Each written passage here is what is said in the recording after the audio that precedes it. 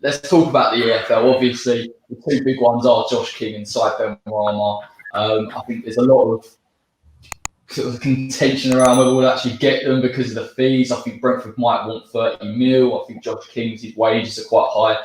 Now, allegedly, we have £30 million transfer budget that's gone down from 40 in about 2 weeks. So where would you look to spend that money in this league? Would you go all out for Benrahma, or would you look to kind of spread it across multiple players?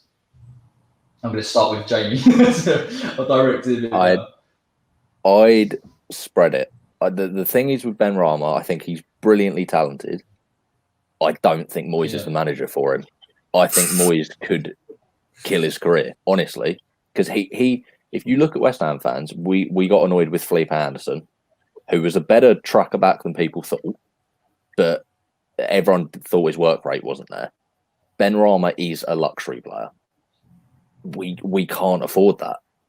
The way we play is so. That's why we play Fornals and Bowen, because they will get back.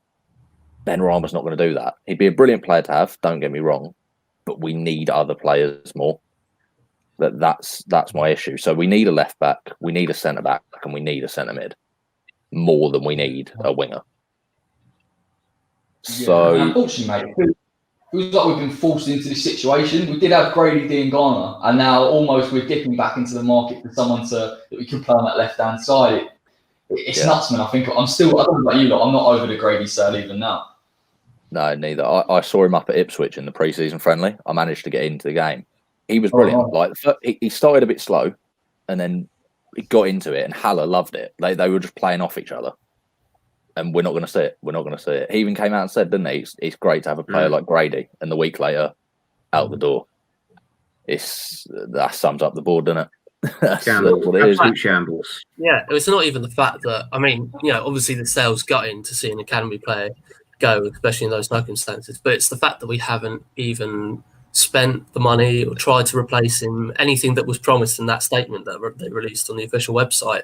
Like that just sums up the ownership, really.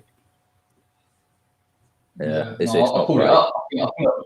pulled it up on a video. I was like, literally, I did a video straight after the deadline finished, and I was like, by the way, this is exactly what they said. It will be reinvested. And this is the thing with their club as well. They don't do themselves any favours. So you're going to put stuff out publicly, at least back it a bit. It's almost like they just sort of throw it under the carpet and pretend they're happening.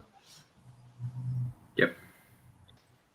I mean, I have to agree with Jamie, to be fair. I mean, I love Benrahma, I really do. But the success that we've been having recently with the system, unfortunately, he probably won't fit that.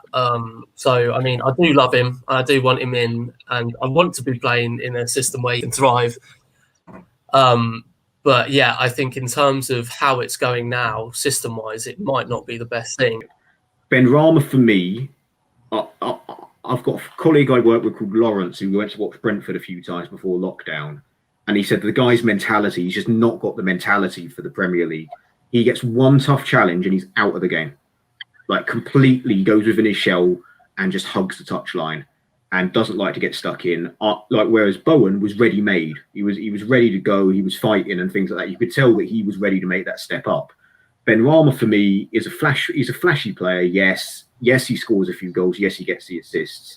But I just think the difference in quality between Championship and Premier League, I think he'll struggle. I think, especially if we pay anything over 25 million for him, it's going to be terrible. He said also because of the way Moyes plays, it's going to be seen as a huge waste of money. I personally don't think we should go there.